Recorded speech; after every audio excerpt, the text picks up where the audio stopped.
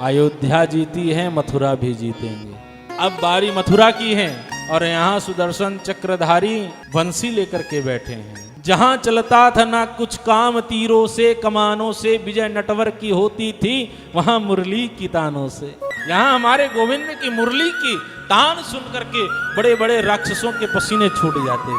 जो ढांचा बना हुआ है श्री कृष्ण जन्मभूमि के पीछे राक्षसों का, उसका भी बहुत जल्द अंत होने वाला है। गोविंद की कृपा होगी तो श्री कृष्ण जन्मभूमि का जो केस लड़ रहे हैं, मैं भी उस अभियान से जुड़ा हूं और चाहता हूं कि अब की बार जो समय से सरकार आई है उसको अवसर दिया है तो मत चूको चौहान। इस बार अगर चूक हो गई, छोड़ दिया, तो हो सकता है कि मथुरा वाले आपको छोड़ दें। बार बार अवसर नहीं मिलेगा, ये लास्ट अवसर है।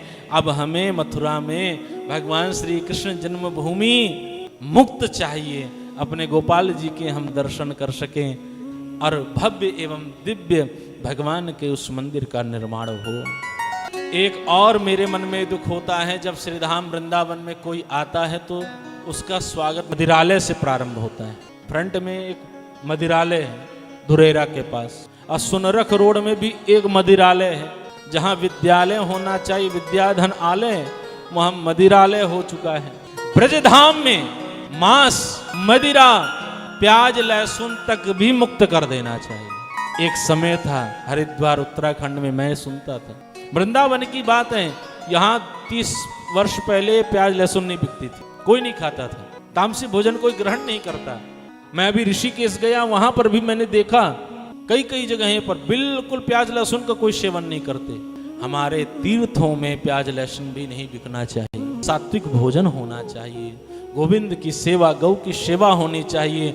और सबसे पहले ब्रज 84 कोस को मदिरा से और मांस से मुक्त कर देना चाहिए। ये सरकार को कोई कानून अवश्य ही बनाना चाहिए।